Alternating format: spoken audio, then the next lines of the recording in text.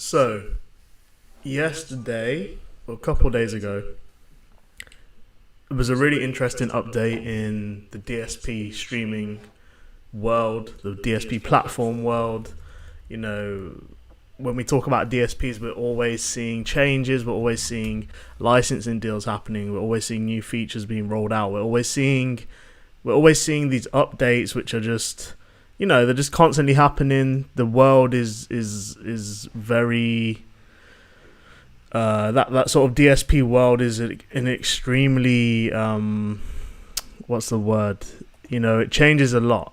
There's always updates. There's always things going on. It's fickle, and so sometimes they're positive things, sometimes they're negative things. Sometimes it's about performance. Sometimes it's about beef between the platforms, and this is kind of leaning into that a little bit. So if you hadn't seen the news already, Apple Music have basically announced a tool. They're expanding a tool, and it's basically allowing users or allowing listeners to transfer their playlists over from Spotify and other services, so your Deezers, maybe your Amazon Musics, or whatever platform that you're using, over to them. Now, on the face of it, this is, I guess you would consider it maybe quite a simple tool. I think from a user perspective, you would kind of, if you were to migrate to a different platform for any reason, you would kind of hope or expect that this tool exists, but it actually didn't. Not as far as I'm aware, not as far as Apple Music is concerned. But they've basically done that, and it's very interesting, and it's almost a game changer because it's a dope tool, and it basically, if you think about the idea of users staying on a particular platform because they've spent years and years and years sort of curating their own playlists and having the tracks and music that they like all into one place, and they know exactly where it is, and they know what to look for, when to look for it, and how to get it. And they've spent years building this. Like, I've had Spotify for I don't know how many years. I've been subscribed to it, paying for Spotify Premium, and it's basically a tax at this point. Like, I don't even consider, obviously I don't like to see the price hikes, but we'll get into that, but I don't even consider not paying for it. Like, I don't think I could, I would always pay for Spotify Premium or some sort of music premium app that allows me to stream music ad free, and it's the same for millions of people across the world, US, UK, everywhere. So Apple Music have just made it a lot easier to switch platforms, basically, and migrate your Spotify playlists over to your Apple Music library. And it might actually be a huge trigger for a shift in platform usership. So let's check this out. This article came out on Music Business Week a few days ago, basically announcing Apple has quietly rolled out its playlist transfer feature to 7 new markets, including the US, allowing users to switch from rival streaming services quickly. The tool, which launched in Australia and New Zealand in May, now works in the US, UK, Brazil, Canada, France, Germany, and Mexico. So they'd already launched it in Australasia or Australia and New Zealand in May earlier this year. But yeah, it's now been rolled out to what these markets are, what we would basically consider sort of premium music streaming markets, or at least some of them. The transfer feature lets users import their saved songs, albums, and playlists. I think this is the key one here, the playlist, from other music services such as Spotify. So this is why it's really interesting. Now, actually, I'm not really a playlist person. I don't really curate my own playlist that often.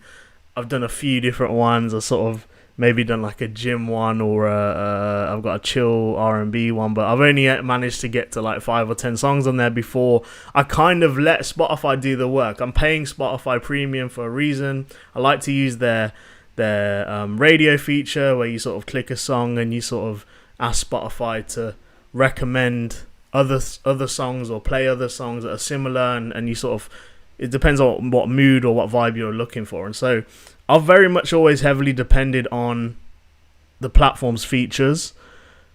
But I know a lot of people, millions of people have generated and curated their own playlists, and they don't want to let go of them. Like, it's been years in the making, and it's providing millions and millions of streams for Spotify and for the artists and labels behind it. So, that's a really key feature.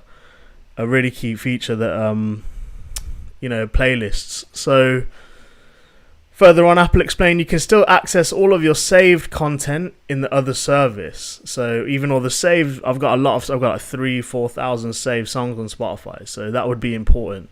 Transferring music to Apple Music is provided by a third party.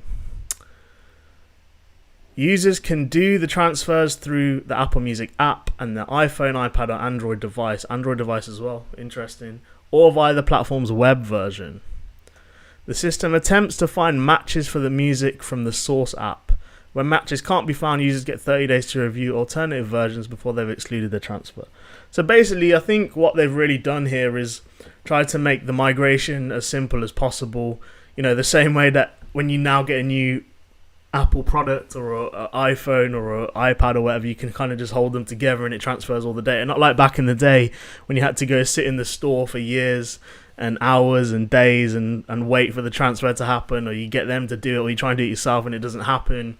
They've really it seems like they've honed in on this user experience, and I think this is really important. And this is where, if they are going to manage to sort of gain momentum and steal subscribers over from Spotify, that user experience, that migration experience, has to be as simple and as clean and as easy as possible. So that's kind of what's happening. But it's very interesting. It's interesting timing from an industry perspective, and that is because it's happening at a time where, I can't count. I can't remember how many price hikes there have been with Spotify. I couldn't even tell you exactly how much I'm paying right now for it. I think it's $19.99 for the family plan, and it didn't used to be that much, so Spotify's price has hiked multiple times over the last few years, and the timing of this is really interesting. Probably very strategic from Apple, because Spotify, I believe, are starting to announce even more hikes. So the timing of Apple Music's new feature coincides with Spotify's recent price hike. So earlier this month, in August, Spotify said premium subscribers will soon receive an email explaining the price change, which applies to multiple markets across South Asia, the Middle East, Africa, Europe, Latin America, and the Asia Pacific. So basically that's everywhere except North America, right? That's pretty much the whole world, excluding North America. And so, it's not the first time, It's not the first time. In the US, the price of Spotify Premium has been increased. Also, it's already been increased from $11.99 in 2024, up from $9.99 in 2022.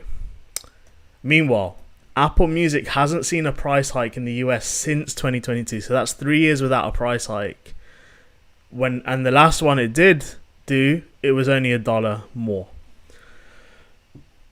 So it's really interesting times. Apple being able to offer this feature at a time where Spotify are charging more and more. Now, granted, from the artist and industry perspective, more revenue from the DSPs is a positive thing. It's what you want. You want artists to get paid.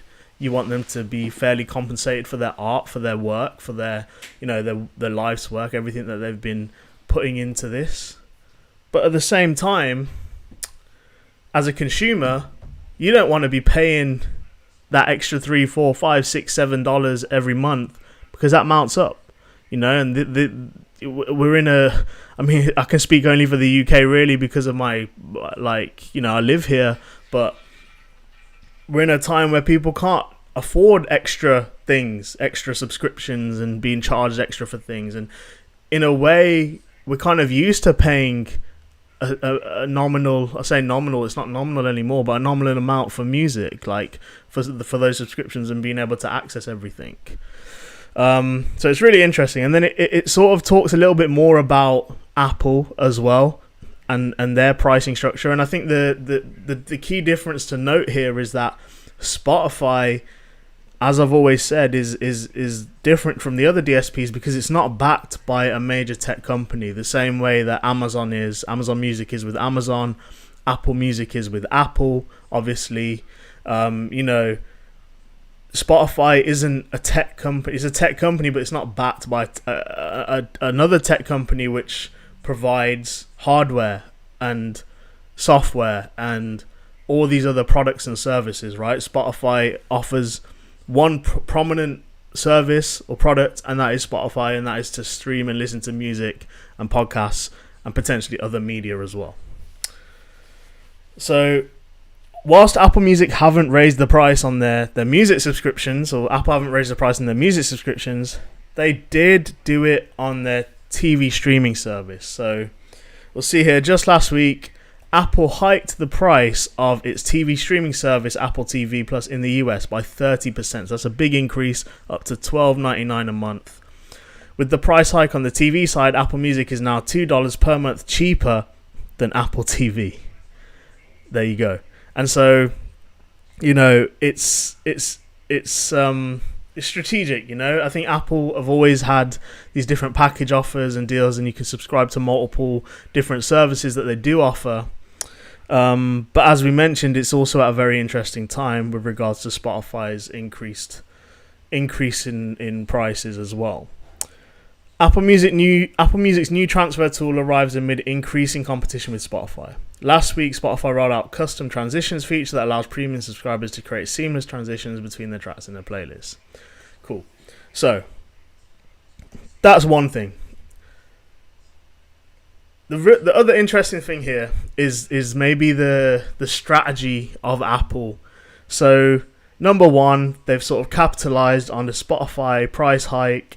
They've seen customers maybe dissatisfied with that. They don't want to be paying extra. They can now migrate over to Apple, which let's be real, there's millions of Apple product users already in the UK. Being able to sort of make that migration even easier kind of might tempt them a little bit even more. Personally speaking, I think the user experience when using Spotify is a lot better. I prefer it as a music streaming service to Apple. But if you can save those extra few pounds as a consumer, and also tie in other offers, Apple TV are getting a lot of content nowadays. I think there's definitely upside to it. There's definitely potential to it. Now, the interesting thing here is that this isn't the first time that Apple and Spotify have sort of come head to head. There was some news a few months ago, but even before that, a couple of years ago, there was the whole Spotify on the apps being available on the App Store. Because you have to remember that I don't know the exact percentage of. Well, we can look it up. So we can search that. We can be like, how many Spotify users have an iPhone? There isn't a specific number, but in Q1 2024, Spotify reported around 615 million monthly active users globally, with a higher market share on iOS than on Android. Cool. So, and on one report from June 2024, noted 29% of Apple device owners use Spotify compared to 40% who use Apple Music. Okay, that's interesting. So 2024 noted that 29% of Apple device owners use Spotify compared to 40% on Apple Music. So potentially saying that maybe just under 30% of people from this report that own an Apple device are using Spotify. But in this Q1 2024 report, Spotify reported 650 million active users with a higher market share on iOS than on Android in Europe. I need to check the source of this. I'm not sure who reported this.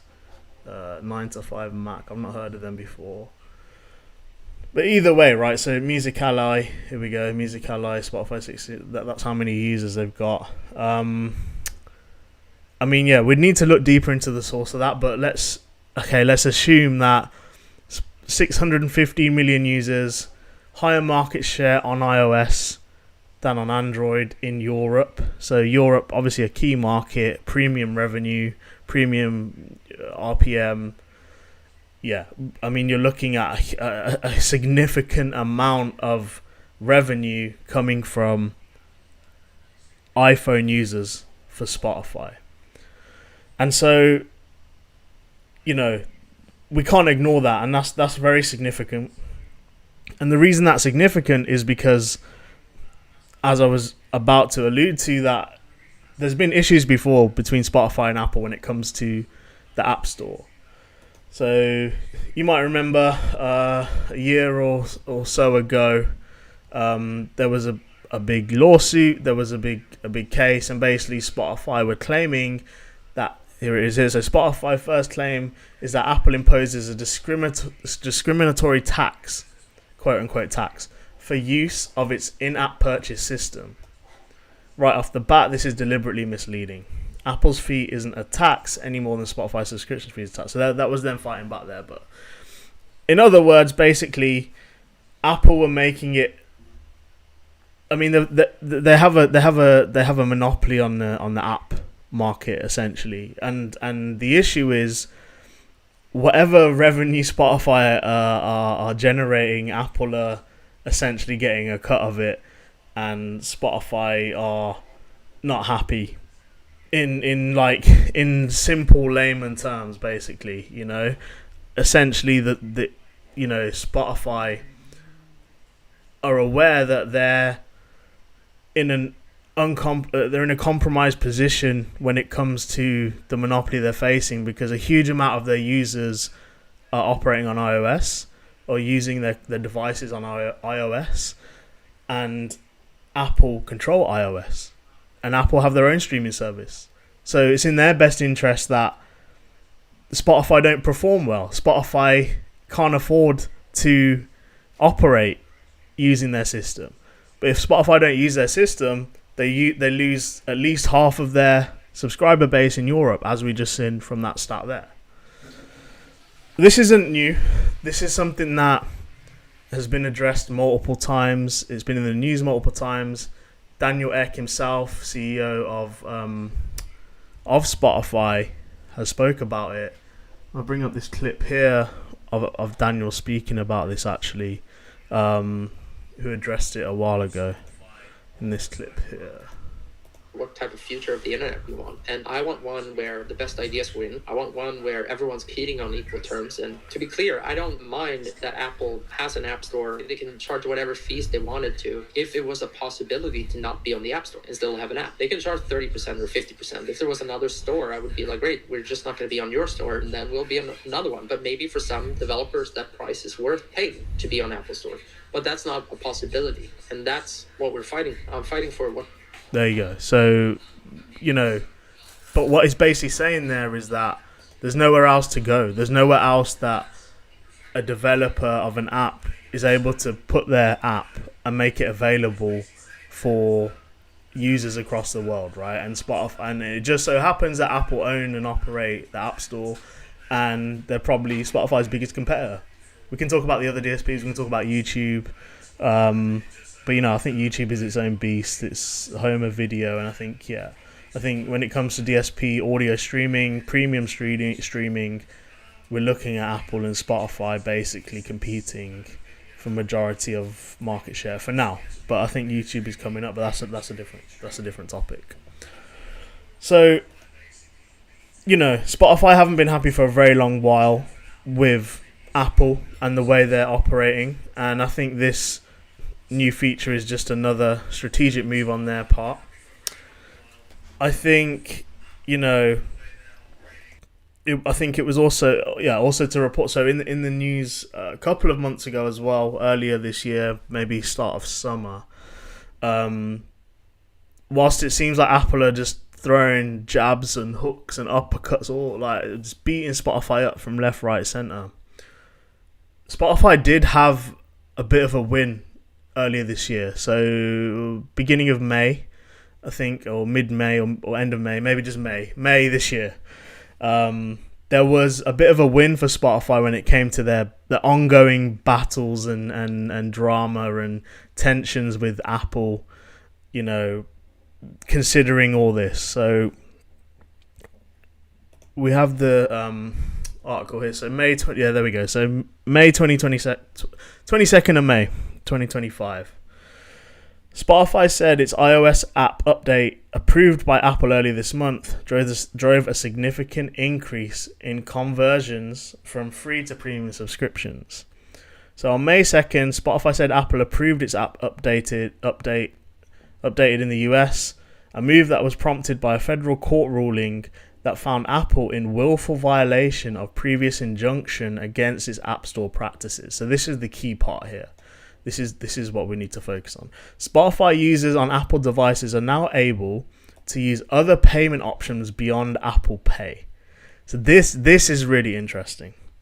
Previously, apps were barred from mentioning alternative payment options or indicating that external payments might be less secure. Okay. So you've got Spotify and they're paying the 30 or whatever percent it is already just to exist on the App Store.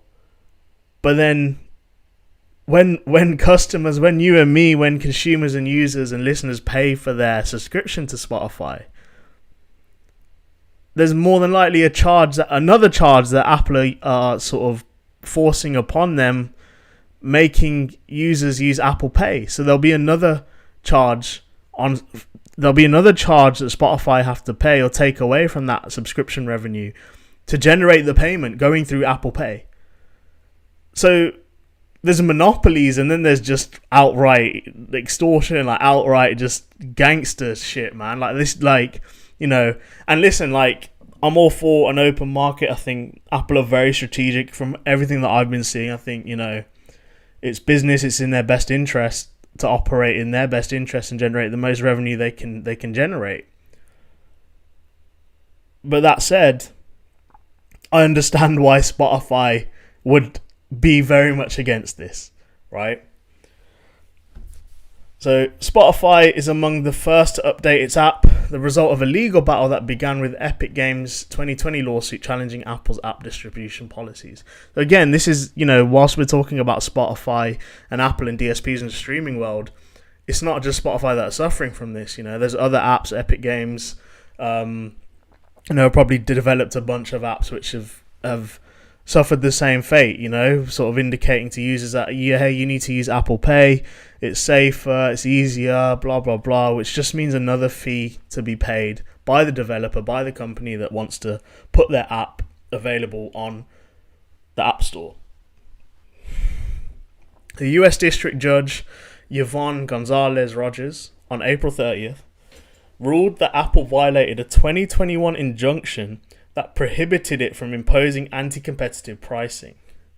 The judge ordered Apple to stop its illegal behavior after ruling that the tech giant forced apps using external sales to pay a 27% commission to the company. 27% commission is insane. And yeah, I mean, it's self-explanatory here. We don't need to dive into it too much. It's self-explanatory what Apple were doing, and they've obviously now been ordered to stop doing it. And as a result, Spotify have not only won that particular case, but also they've benefited from it. So Spotify's internal data showed that its iOS app updates have already resulted in significant increase in iOS users upgrading to a premium subscription. Now this is probably true. You know, this is probably like, because I mean, I didn't have Apple Pay for a long time. I didn't really want to store cards on my phone and all that stuff. And I think, you know, there's a lot of people probably feel the same. So not having an option to be able to pay with a different payment method would have prompted a lot of people to not subscribe to a lot of things, not just Spotify, but a lot of things. And so opening it up, I can see how there would have been a positive impact on the subscription, the amount of people that are subscribing to the service, right? That said, it might just also be in Spotify's interest to just say this, because it not only, you know, is positive PR, but it builds on the narrative that Apple have really had this market in a chokehold, in a monopoly, in an unfair advantage, and they're kind of trying to say to the courts and the people, like, look, like, this is what can happen if you don't let Apple chokehold us here. You know, this is what they've been preventing us and all these other companies from doing, from growing and developing. And it's anti-competitive. It's against the rules, essentially. So, you know, it's not like I said, it's a very strategic moves. There's a lot going on in the world of DSPs. And so, you know, whilst there was obviously that was probably to be considered a win for Spotify earlier this year, I think it's fair to say that Apple have really played a good card with this transitioning feature. You know, being able to seamlessly transfer all of your playlists and all your saved tracks into Apple Music across from Spotify or from other services. It's really going to take some of those subscribers back that Spotify might have just gained from being able to pay without Apple Pay. You know, I think it's a really interesting and it's a really interesting and exciting time for Apple Music. So I'm looking forward to seeing how effective this actually is. And I know Apple are a bit funny with sharing numbers and that sort of thing, but I think that it will more than likely have a very positive impact. It'd be interesting to see if it's even more positive than being able to pay with different payment methods that Spotify have now benefited from. I'm not sure. I can't say that it will or not. I mean, if I were to guess, I'd probably say it would do. I think payment is one thing, but user experience is another. And so, you know, I think that when you're using a streaming service, you want it as simple and easy as possible. And I think Spotify sort of enabling that feature is only gonna really help that user experience. So yeah, let me know your thoughts. Let me know what you think. Let me know if this feature would prompt you to switch over to Apple Music and pay for a wider package, which means you can save a few pounds every month, but also, you know, still have access to all your playlists and all your saved tracks and everything that you've curated yourself over the years. Let me know your thoughts in the comments. Let me know your thoughts about Apple Music. Let me know your thoughts about their strategic moves, how they've been operating the last few years, the advantage or the unfair advantage that they might have had in the market. And if you like this video, please drop a like, comment, and make sure you subscribe to the channel for more. Thank you.